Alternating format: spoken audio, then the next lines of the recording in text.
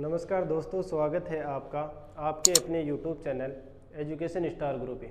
तो दोस्तों, हम पढ़ रहे थे आपकी जो प्रश्नावली 3.2 है उसमें से कुछ प्रश्न हमने हल कर लिए थे और कुछ प्रश्न जो 1-5 तक हल कर लिए थे और 6 और 7 वो बाकी थे, वो अब हल करेंगे।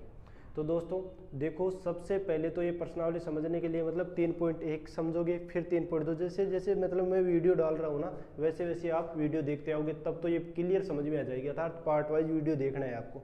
यदि आप मान लो मैंने पहले 4 पार्ट डाल दिए हैं और आप डायरेक्ट 5 नंबर का देख रहे हो, बिल्कुल भी समझ में नहीं आएगा दोस्तों। इस बात का विशेष ध्यान रखना है। और थोड़ा इतने दिन तो क्या था, वो वीडियो वगैरह क्लियर नहीं आ रहे थे, अब से कुछ व्यवस्था कर दी गई है और कुछ और कर दी जाएगी दोस्तों। तो देखो, आज हम पढ़ रहे हैं आपकी जो प्रश्नावली 3.2 है, प्रश्नावली है आपकी 3.2, उसका क्वेश्चन नंबर 6 और 7, और आज ये प्रश्नावली भी कंप्लीट हो जाएगी। तो देखो, प्रश्न समझना है आपको। सबसे पहले एक रैखिक समीकरण, देखो एक रैखिक समीकरण दे रखा है 2x + 3y - 8, 2x + 3y - 8 बराबर 0 दी गई है। एक रैखिक समीकरण दिया हुआ है आपको 2x + 3y - 8 बराबर 0। तो दो चरों में एक ऐसी और रैखिक समीकरण लिखिए कि दो चरों में एक और समीकरण लिखनी है आपको। एक तो दे रखी है और एक और लिखनी है, ठीक है। लिखिए ताकि प्राप्त युग्म का ज्यामितीय रूप निरूपित जैसा हो। कि एक समीकरण लिखना है आपको, एक समीकरण अपने मन से लिखना है, एक दे रखा है और फिर मतलब ऐसी स्थिति आनी चाहिए आपको। एक नंबर पे है प्रतिच्छेद करती रेखाएं, कि रेखाएं आपस में क्या करनी चाहिए, प्रतिच्छेद। तो दोस्तों याद होना चाहिए आपको, पिछले वाले वीडियो में, इससे पिछले वाले वीडियो में, तीनों वीडियो में लगातार एक सारणी बनाई थी हमने, और वो सारणी आपको याद होनी चाहिए। वो सारणी याद होगी तभी ये प्रश्न आपको समझ में आएगा दोस्तों, अन्यथा बिल्कुल भी नहीं आएगा। और सारणी दोस्तों ये थी, देखो ध्यान रखना है, ये थी आपकी सारणी। और सारणी में देखो ऐसे कॉलम बनाए थे हमने, देखो आराम से करते हैं हम। ऐसे 4 कॉलम बनाए थे और फर्स्ट कॉलम में लिखा था हमने अनुपातों की तुलना, अनुपातों की तुलना। देखो आराम से पढ़ेंगे, समझ में आना चाहिए। इसके बाद में लिखा था हमने हल, इसके बाद में लिखा था हमने ग्राफ, और इसके बाद में लिखा था युग्म। ये सारणी याद करनी है दोस्तों, कुछ नहीं है। जैसे 2 समीकरण दिए हुए हैं और अनुपातों की तुलना करनी है, तो देखो सबसे पहले यदि स्थिति ये आ जाए a1/a2 बराबर b1/b2 नहीं है, कि a1/a2 b1/b2 के बराबर नहीं है, तब देखो हल किस प्रकार के होंगे। देखो a1/a2 बराबर b1/b2 है, नहीं है, तो हल होंगे आपके अद्वितीय हल। किस प्रकार के होंगे, अद्वितीय हल।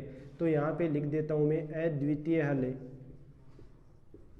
अद्वितीय। देखो ग्राफ होगा इसमें प्रतिच्छेद, कैसा होगा, प्रतिच्छेद, ग्राफ होगा इसमें प्रतिच्छेद करता हुआ। और युग्म, देखो युग्म वाली लास्ट में बात करते हैं हम हमेशा इस प्रकार। आगे देखो 3 कंडीशन आएगी आपके पास, a1/a2 बराबर है b1/b2 के, लेकिन बराबर नहीं है c1/c2। कि a1/a2 और b1/b2 तो बराबर है, लेकिन c1/c2 बराबर नहीं है। तो देखो यहाँ पे हल होंगे आपके, कोई हल नहीं होगा, कोई हल नहीं।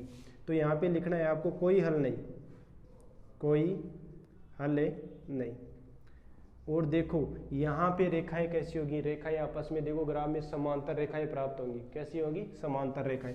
और समांतर रेखाएं देखो ऐसे चलती हैं कि उनको कितनी भी आगे बढ़ाए, उनको कितनी भी आगे बढ़ाए, लेकिन आपस में स्पर्श नहीं करेंगी, आपस में स्पर्श भी नहीं करेंगी। ये हो गई आपकी दूसरी कंडीशन, दूसरी स्थिति। इसके बाद में देखो 3 नंबर का है कि a1/a2 बराबर b1/b2 बराबर c1/c2, कि तीनों क्या हो, बराबर हो। तो देखो इसके हल होंगे अनेक हल। किस प्रकार के हल होंगे, अनेक हल। तो यहाँ पे लिखना है आपको अनेक हल, अनेक हल। और देखना दोस्तों यहाँ पे रेखाएं किस प्रकार की होगी, यहाँ पे रेखाएं होंगी संपाती। संपाती का मतलब होता है एक रेखा के ऊपर ही दूसरी रेखा हो, एक रेखा के ऊपर ही दूसरी रेखा हो, उसे कहते हैं हम संपाती। तो ये मान लो समीकरण 1 से ये रेखा प्राप्त हो गई और समीकरण 2 से इसी के ऊपर दूसरी रेखा प्राप्त होती है, वो क्या हो गई आपकी संपाती। क्या होगी, संपाती। अब देखो युग्म जो लास्ट वाला कॉलम है ना, उसके बारे में एक ही बात याद रखनी है, यदि ग्राफ के अंदर रेखाएं स्पर्श करे, यदि ग्राफ के अंदर जहां जहां पर रेखाएं स्पर्श करती है वो तो युग्म होगा संगत, और जो स्पर्श नहीं करती है वो होगा असंगत। तो देखो प्रतिच्छेद काटेगी आपस में तो स्पर्श करेगी, तो ये हो गया आपका युग्म संगत। कैसा होगा? संगत। इसके बाद में देखो समांतर है, कितनी भी बढ़ा लो कभी भी आपस में स्पर्श नहीं करेगी, तो युग्म होगा असंगत। असंगत। इसके बाद में देखो दोस्तों एक संपाती, देखो ये हो गई आपकी समांतर है, ये तो थी आपकी समांतर, ये है संपाती। संपाती का मतलब है दोस्तों एक रेखा के ऊपर ही दूसरी रेखा आ रही है, ध्यान रखना। तो देखो इसमें एक रेखा के ऊपर ही दूसरी रेखा आ रही है तो स्पर्श तो कर ही रही है, तो इसका मतलब ये युग्म कैसा हो गया? संगत। कैसा हो गया? संगत। तो दोस्तों ये थी आपकी सारणी, मैं हर वीडियो में बताता आ रहा हूँ, ठीक है। ये सारणी आपको याद रखनी है, ग्राफीय विधि हल करनी है तो। और दोस्तों 100% 6 नंबर का प्रश्न आएगा, 100% बोर्ड की एग्जाम में 6 नंबर का प्रश्न आएगा दोस्तों। ध्यान रखना, पहले पूछ लेगा कि पहले बताओ युग्म संगत है या असंगत, यदि संगत है तो ग्राफीय विधि से हल करो। और 100% ऐसा प्रश्न आएगा तो युग्म उसी में संगत ही होंगे, क्योंकि एग्जामिनर ऐसा तो है नहीं कि 6 नंबर का प्रश्न दे दिया और युग्म आएगा आपके असंगत, संगत आएगा और ग्राफीय विधि से आपको हल भी करना पड़ेगा। तो दोस्तों ध्यान से पढ़ना है। देखो क्वेश्चन नंबर 6 है, बता दिए। अब देखो एक नंबर पे क्या है, रेखाएं प्रतिच्छेद कर रही है। देखो कुछ एक समीकरण तो दे रखा है हमने, देखो 2x + 3y, 2x + 3y - 8 = 0। समीकरण एक तो दे रखा है और प्रश्न बोल रहा है एक समीकरण अपने मन से लिखना है, अपने मन से लिखना है एक समीकरण, और लिखना भी किस आधार पर है कि रेखाएं प्रतिच्छेद करनी चाहिए। तो सारणी में देखो दोस्तों प्रतिच्छेद किस प्रकार से होंगी कि a1/a2 के बराबर b1/b2 नहीं होना चाहिए। तो समीकरण में a1/a2 और b1/b2 बराबर नहीं होना चाहिए। तो देखो यदि यहाँ पे मैं समीकरण नंबर 2 लिख लूँ, ऐसे लिख लूँ, जो अपनी मर्जी से कुछ भी लिख सकते हो दोस्तों, ध्यान रखना।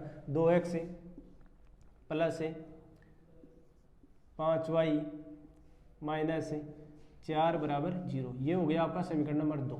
तो देखो इसमें आपको मान लिखना है, a1 का मान कितना है? 2, a1 b1 c1, ध्यान रखना समीकरण 1 से।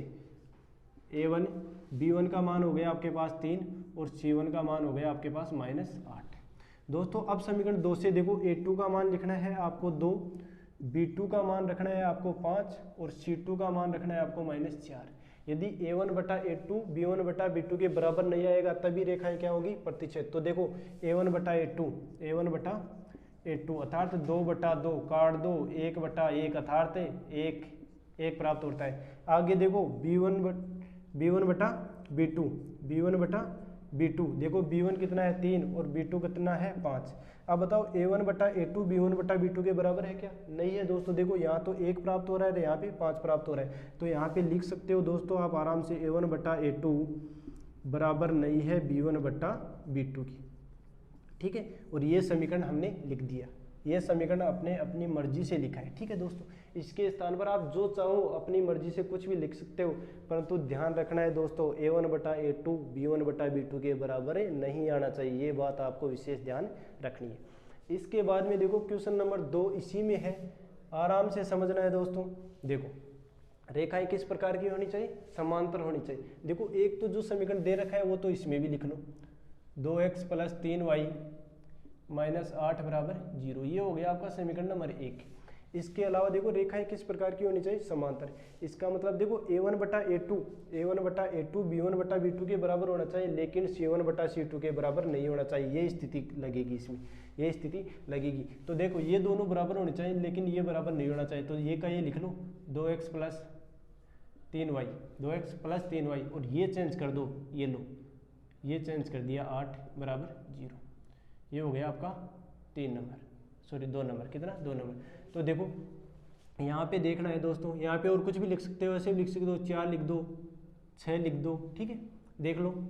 अब देखना है दोस्तों a1 का मान है आपके पास 2, b1 का मान है आपके पास 3 और c1 का मान है आपके पास -8। इसमें देखो a2 का मान है आपके पास 4 और b2 का मान है आपके पास 6 और c2 का मान है आपके पास 8, ठीक है दोस्तों। a1 b1 c1 समीकरण 1 से, a2 b2 c2 समीकरण 2 से। देखो वही काम करना है, अनुपातों की तुलना a1/a2, देखो A1 है 2, B1 A2 है 4, तो 2/4 काट लो। देखो 2 1 कम 2, 2 दूनी 4, 1/2 आ गया A1/A2 का मान।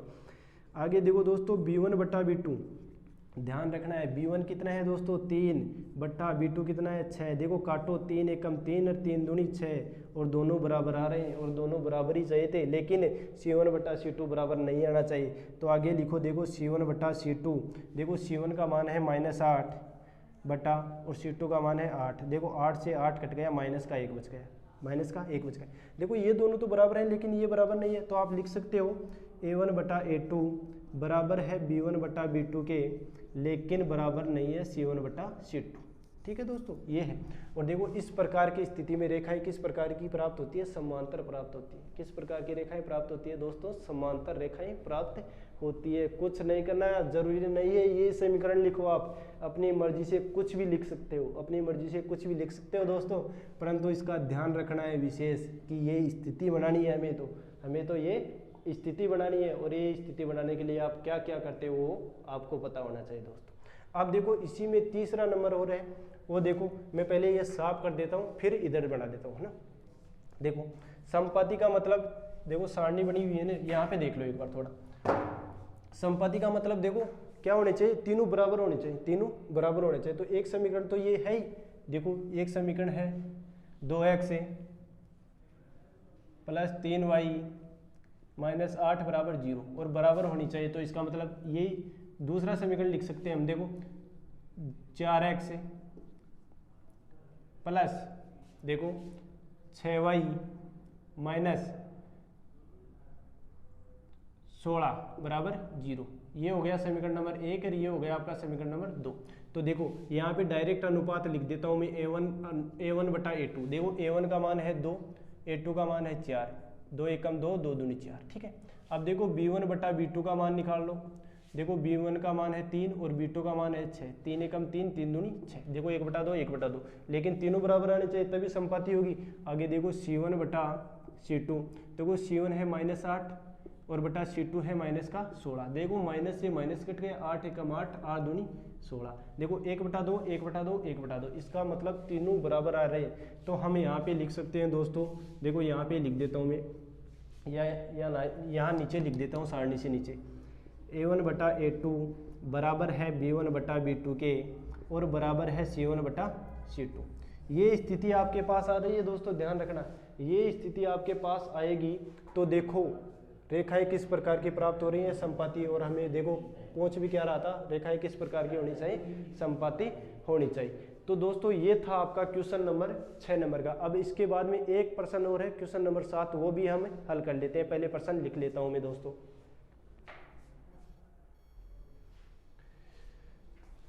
तो दोस्तों ये था आपका क्वेश्चन नंबर 7 और इस प्रश्नावली का जो 3.2 है उसका लास्ट प्रश्न। ठीक है दोस्तों, अब देखो ध्यान से समझना है, ये भी प्रश्न यहाँ से देखना है।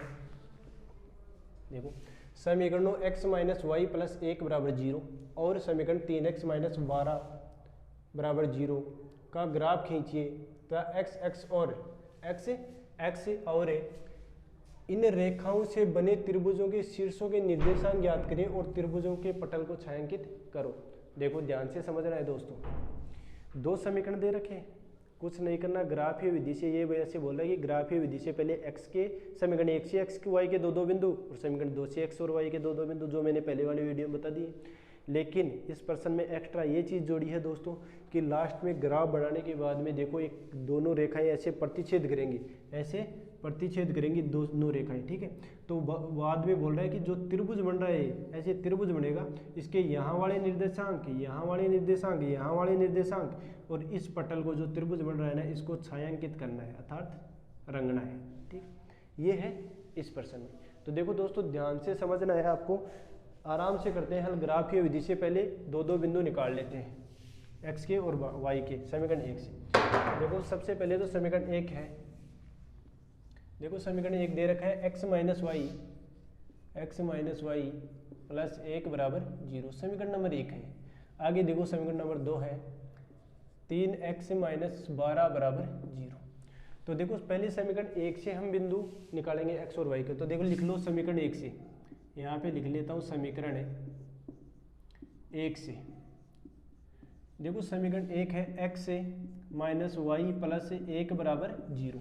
दोस्तों देखना है x माइनस वाई, देखो बराबर के ये 0 इधर तो ये इधर गया तो माइनस का 1, तो x माइनस वाई बराबर देखो माइनस का 1 हो गया।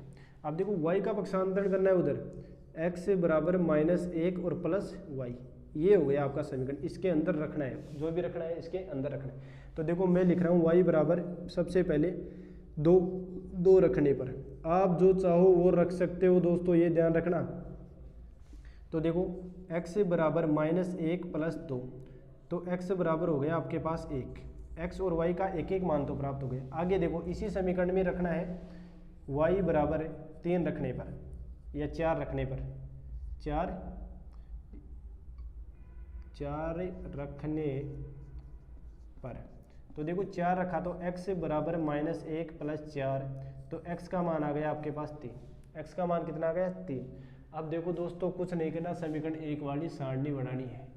ये लो आपकी सारणी, देखो ये तो हो गया आपका x और ये हो गया आपका y। ध्यान से देखना है दोस्तों, y का मान सबसे पहले 2 रखा था, ये लो 2, x का मान आया था 1, ये लो आपका 1, अशोक जी सही। x का मान देखो, y का मान देखो 4 रखा था और x का मान प्राप्त हो रहा है 3। ये तो समीकरण 1 से सारणी बनी है, समीकरण 1 से सारणी बनी है। इसके बाद में देखो मैं थोड़ी शेड डाल लेता हूँ पहले। तो देखो दोस्तों ये समीकरण 1 वाली सारणी बना ली है हमने। अब देखो समीकरण 2 से लिखना है आपको, समीकरण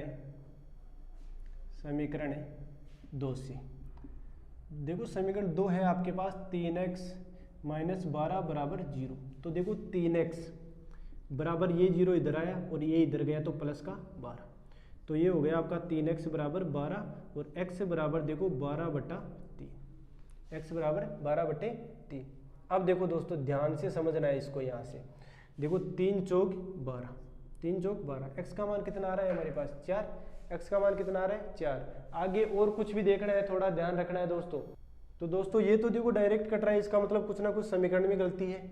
इससे तो x और y के कैसे मान निकालेंगे, यहाँ पे देखो प्लस 2y और आएगा दोस्तों, ध्यान रखना ये समीकरण है दोस्तों, sorry, x plus 2y minus 12 बराबर 0, ये ऐसे आएगा दोस्तों, ध्यान रखना। देखो समीकरण 2 दोबारा से देखते हैं, यहाँ से देखो समीकरण 2 दे रखा है दोस्तों 3x प्लस 2y माइनस 12 बराबर 0, यहाँ पे लिख देते हैं ये समीकरण है 3x प्लस 2y माइनस 12 बराबर 0, ये हो गया आपका समीकरण नंबर 2। देखना है दोस्तों ध्यान से, पहले देखो पक्षांतरण कर लो 3x प्लस 2y बराबर, ये देखो ये 12 इधर गया तो प्लस का 12 हो जाएगा। अब देखो y का पक्षांतरण कर लो या x का, जो आपकी इच्छा हो ना वो कर सकते हो दोस्तों। देखो मैंने कर लिया 3x बराबर 12 माइनस 2y, ठीक है, और x बराबर 12 माइनस 2y बटा 3, ये हो गया समीकरण आपके पास। अब देखो इसी समीकरण में y की जगह रखना है जो मान रखोगे आप, ठीक है। तो देखो अब मतलब ऐसा मान रखना दोस्तों पूरा पूरा कट जाए, जैसे मैंने मान लो y की जगह 0 रखा तो 12 में से 3 का पूरा पूरा भाग जा सकता है, तो लिख दिया y बराबर 0 रखने पर, y बराबर 0 रखने पर। तो देखो दोस्तों ध्यान से समझना है, x बराबर 12 माइनस 2 इंटू वाई की जगह 0/3। आगे देखो x बराबर, देखो ये तो 0 हो गया और 12 में 3 का भाग देंगे, 12/3 और 3 चौक 12, ये x का मान प्राप्त हो गया, x बराबर 4, x का मान 4 और y का मान 0, एक ही मान प्राप्त हो रहा है। आगे भी हल करेंगे इसी समीकरण में, तो ये हो गया आपका x बराबर 12 माइनस 2y/3। ध्यान से देखना है दोस्तों, y बराबर 0 रख लिया, दोबारा से 0 नहीं रखना है, आगे देखना है। 1 रखोगे तो देखो 10 हो गए, 10 में 3 का भाग नहीं जाएगा, 2 रखो 4, 12 में 4 गए तो देखो 8, 8 4 12, ठीक है। 3 रख के देख लो, 3 रखोगे तो 6, 12 में 6 3 हो गया, तो y बराबर 3 रखने पर,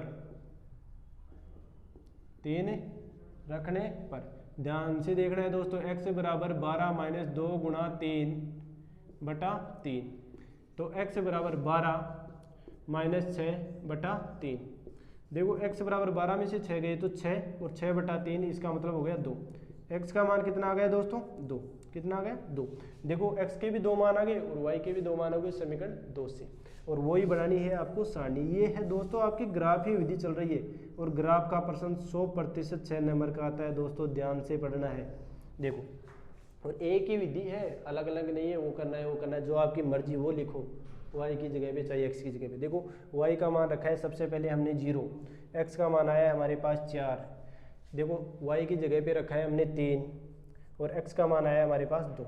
ये हो गया आपके समीकरण 1 वाली सारणी, ये हो गया आपके समीकरण नंबर 2 वाली सारणी। अब दोस्तों करनी है आपको ग्राफ, और ग्राफ में स्पेशल ध्यान रखना है, ये बोर्ड में तो अच्छी तरीके से नहीं बन पाती है, लेकिन वो मतलब ग्राफ पेपर पे अच्छी तरीके से बन जाएगी। देखो दोस्तों फिर भी कोशिश करते हैं। ये हो गई आपकी ग्राफ, ठीक है। यहाँ पे देखो मैंने मान जा रहे हैं आपके 4 और 4 तक जा रहे हैं, तो देखो 1 2 3 4, इधर लिख लो ऊपर 1 2 3 4 5 और ये है आपका 6, ठीक है दोस्तों। इधर माइनस के लिखो तो लिख सकते हो, परंतु हमारे पास माइनस का कोई मान नहीं है, लिखने की कोई ज़रूरत नहीं है। इधर भी माइनस का 1, माइनस का 2, माइनस का 3 और माइनस का 4। दोस्तों ध्यान रखना है, सबसे पहले समीकरण 1 वाली सारणी कौन सी है, ये है, तो इससे लिखेंगे। देखो x का मान 1, तो x का ये है आपकी x है x डैश और y डैश, ध्यान रखना है दोस्तों। तो देखो x का मान 1 है, तो x का मान ये रहा है 1, ठीक है। आगे देखो इसी पे y का मान 2 है, x का 1 और y का 2, तो यहाँ पे आ गई आपकी बिंदु, यहाँ पे आ गई दोस्तों। तो ये हो गई आपकी 1 और 2, ठीक है। इसके बाद में देखो x का 3 और y का 4, x का 3 ये रहा और y का 4, ऐसे ऐसे यहाँ तक आ जाओ, 3 और 4 ये आ गया। इसके बाद में देखना है समीकरण 1 वाली से बना दिया, अब समीकरण 2 वाली से बनाएंगे। समीकरण 2 वाली से देखो x का मान 4 ये रहा और y का मान देखो दोस्तों 0 ही है, इसका मतलब यहाँ पे ही हो गया 4 और 0। पहले x का लिखना है दोस्तों, ध्यान रखना। इसके बाद में देखो x का 2 ये रहा और y का 3, तो y का 3 देखो यहाँ पे चले जाओ यहाँ तक, ये रहा, तो ये हो गया आपका 2 और 3, ठीक है दोस्तों। लाइन खींचनी है, ऐसे खींचोगे लाइन तो ये एक सीधी रेखा प्राप्त हो जाएगी। देखो इस पे आराम से सीधी खींच बन नहीं रही, ठीक है। और इसके बाद में देखो इसको भी तो मिलानी है, यहाँ से लेके यहाँ तक, यहाँ से लेके यहाँ तक इसको भी तो मिलानी है। अब देखो प्रश्न में बताया था कि लास्ट में एक त्रिभुज बनेगा, उसको छायांकित करना है और उसके निर्देशांक लिखने हैं। तो ये त्रिभुज बन गया, इसको तो छायांकित करना है आपको ग्राफ पेपर पर पेंसिल की सहायता से, ठीक है। ये तो हमने छायांकित कर दिया। इसके बाद में बताया था कि जहाँ जहाँ पर वो प्रतिच्छेद कर रही है वो निर्देशांक बिंदु भी लिखने। एक तो ये यहाँ वाला, ये कितना है, मतलब ग्राफ पेपर पर आपको पता चल जाएगा, ये बिंदु लिख लेना कि x पे तो कितना है 0 और y पे कितना है, जो आप 1 है तो 1 तो 0 1 जो भी है। यहाँ वाला मतलब ये करना है, ये यहाँ देख लेना, ये तो 3 हो गई, ये 4, तो ये बिंदु हो गया आपका 3 और 4। इसके बाद में देखना है दोस्तों ये कितना है, y पे x पे तो है 4, y पे कितना है 0, तो ये हो गए इसके निर्देशांक। देखो निर्देशांक हो गए 0 1 त्रिभुज के, और 3 4 और 4 और 0, ये तो हो गए इसके निर्देशांक दोस्तों। और ये इस त्रिभुज को हमने छायांकित कर दिया है दोस्तों। यदि दोस्तों ये देखो इस प्रश्न में ग्राफ की विधि में कोई दिक्कत नहीं है, आराम से करना है, पक्षांतरण करना है, मान लिखने हैं, जो भी करोगे आप अपनी मर्जी से करना है दोस्तों। और ग्राफ ये विधि जो 3.2 थी वो आज कंप्लीट हो चुकी है दोस्तों, और कुछ मतलब व्यवस्था थी ना वो और सुधार दी जाएगी दोस्तों, ध्यान से और ध्यान देकर। यदि दोस्तों वीडियो अच्छे लग रहे हैं तो वीडियो को लाइक ज़रूर करो दोस्तों, सब्सक्राइब करो और कमेंट करो दोस्तों, ये इससे हमारा क्या है हौसला बढ़ता है और आप हमारे लिए बहुत ही महत्वपूर्ण। थैंक यू दोस्तों, आज के लिए बस इतना ही, धन्यवाद।